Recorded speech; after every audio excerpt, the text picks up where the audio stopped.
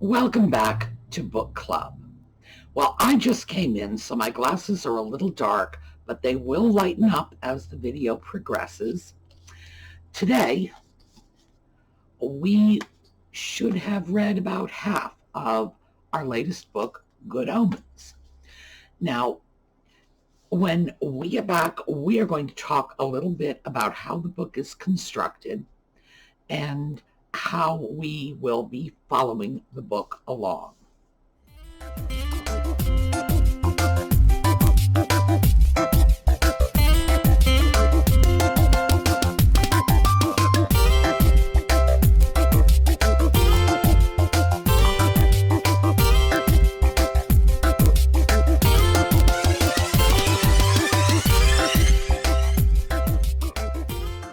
So, Good Omens has four storylines four basic storylines that intersect and, as usual in a case like this, are going to tie together in the end. If we are halfway through or even close to halfway through, we will have already seen enough of the storylines to have some understanding of how they are going to weave their way together. So, our characters are Aziraphale, an angel, and Crowley, a demon, and their interaction. And they've been together on the planet for 6,000 years, and they are more friends than enemies at this point, and how they are going to prevent the apocalypse because neither one of them wants to leave Earth. So that's one storyline. We have Adam Young and his little friends, Pepper, Brian, and Wensleydale, them. Oh, and Dog. Sorry, forgot Dog. And Adam is the Antichrist who is going to bring about the apocalypse. And that is one of my favorite parts of the book, personally, just the interaction between the kids and the kids' take on the universe. And I think the writers did a wonderful job with things like the aquarium age and Charles Fort causing rains of fish and Tibetans digging tunnels and grass materialism, etc. Just kids' take on the universe, and I think they did a good job with that. We also have the four horse persons of the apocalypse: war, famine, plague or pestilence, who is now pollution because pestilence left, so we got pollution, and death, and how they relate. And the sort of thread between the four of them is the International Express delivery man. So we know they're coming to the end of the world. And then we have Shadwell, Witchfinder Sergeant Shadwell, Newton Pulsifer, and Anathema Device, who are also coming together. So this sort of four groups of people who are going to be drawn together at the culmination of these events. The structure of the book is not broken into chapters. It's broken into days of the week that we have a certain number of days until the end of the world comes.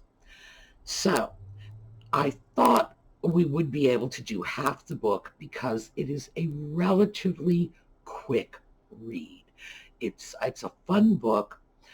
Neil Gaiman and Terry Pratchett tend to write lighter stuff, tended in Pratchett's case, he's no longer with us, tended to write more lighter stuff, things that are easier to get through. And even though we are talking about events that cut to the core of most people's religious beliefs, I still find it a lighthearted book, something that can amuse us. And if it makes us stop and think, oh, well, so much the better. But you don't have to read it looking for deeper spiritual meaning.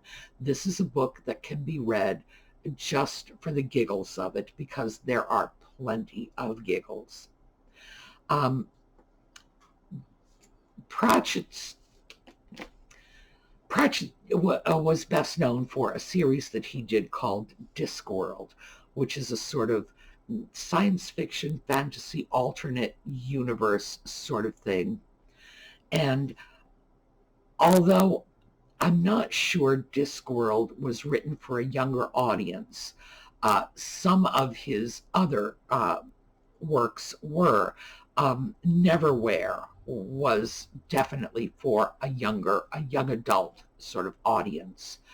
And I think that makes his things easy to read, fairly accessible, and in general, there's a lot of comedy in it. So hopefully you have been enjoying this. There is not a lot to explain in a book like this. And of course, I feel one of my primary roles in book club is to explain things that might not be abundantly clear. I don't think there's anything that requires a lot of explanation here. And when there are things that require explaining, the authors seem to be doing a pretty good job of it right in the text. They are absolutely making fun of everybody and everything. Nothing is escaping them. In that sense, it was very much reminiscent of a confederacy of dunces in which John Kennedy Toole made fun of everybody and everything. There was almost no one that was excluded from his barbs. The same with this. So, I guess bottom line is I hope you are enjoying it. There's not a lot to comment on. It's pretty self-explanatory. I'm sure everyone has their favorite characters and their favorite plot twists or storylines that are going through. As I say, I'm exceptionally fond of the way they handled the children. Just, oh, what does a child's view of things like, New Age, spiritualism, what does it look like? Which as well, let's have a British Inquisition. It just takes a lot of things that would ordinarily be considered very serious and not fit for children, like the Spanish Inquisition, for example, or the persecution of witches, and boils it down into a child's version of it, taking Pepper's little sister and dunking her in the pond until she says, yes, I'm a witch. Just what would a kid do? I believe I mentioned last week this book. Well, it's not the book so much. It is the mini-series that was based on the book that has become a great favorite for cosplayers, interestingly enough. I was very surprised to see how many cosplayers were dressing up as Anathema and Newton and going to conventions, or dressing up as Crowley and Aziraphale and going to conventions like this. Ordinarily, when the cosplayers are taking on a subject, then it's trendy, it's hot.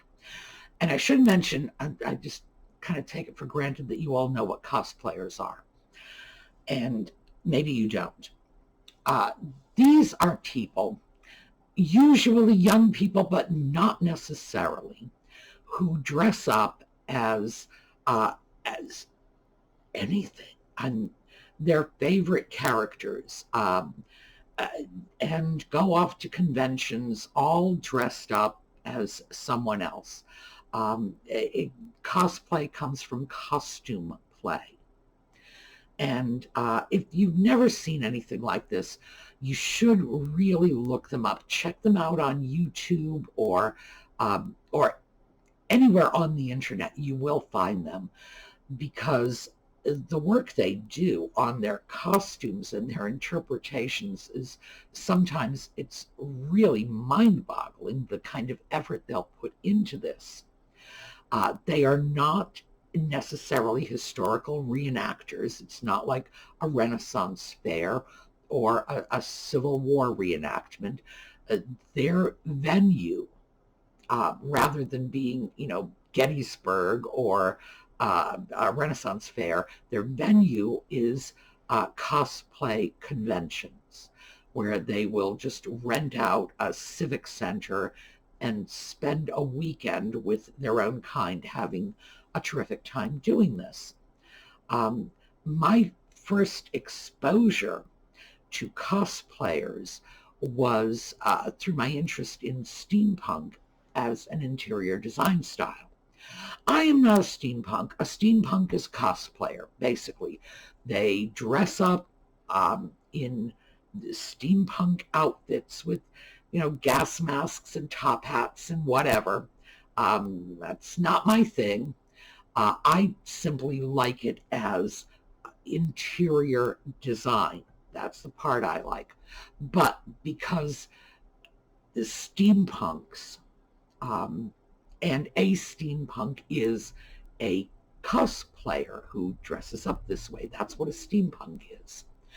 Steampunks are all over the cosplay world, and because there's such a strong overlap between the steampunk cosplayers and steampunk art, steampunk decorative arts, that was my initial exposure to cosplay.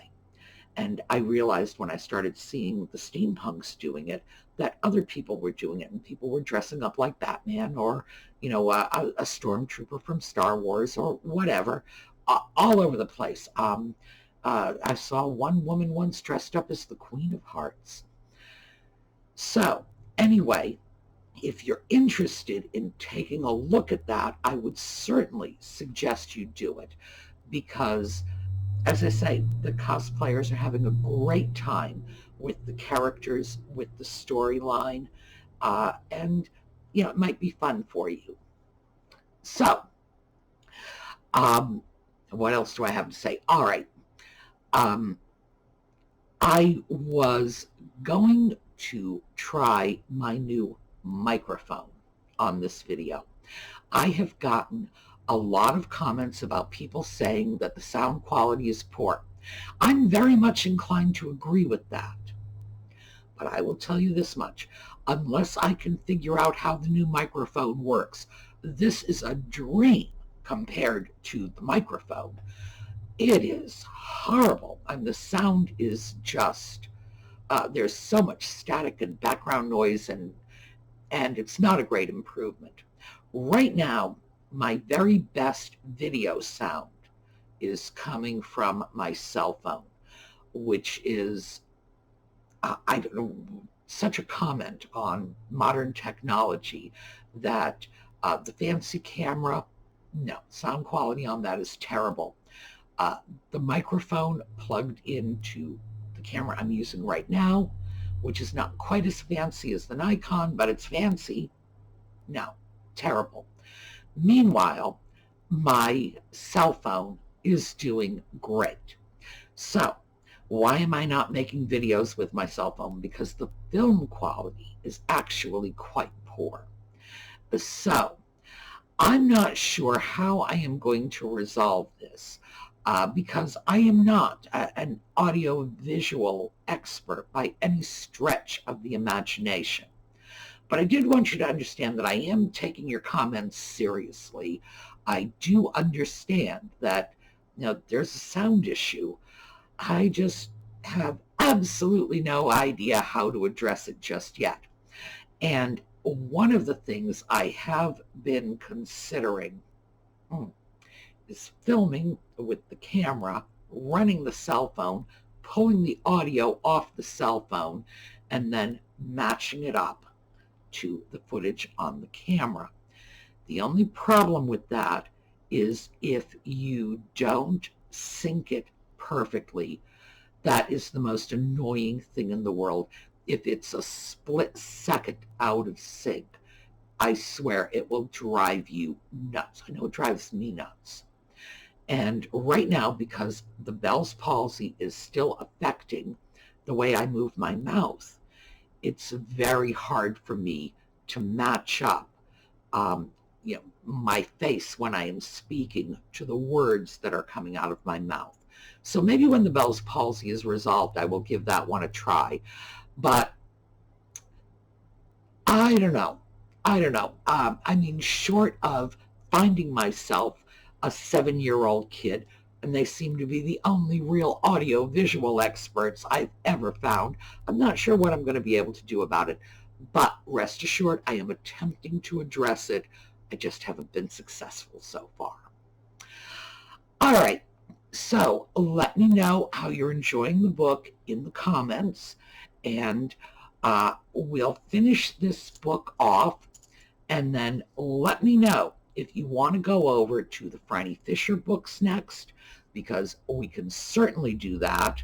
Or we could go back to another early 19th century piece.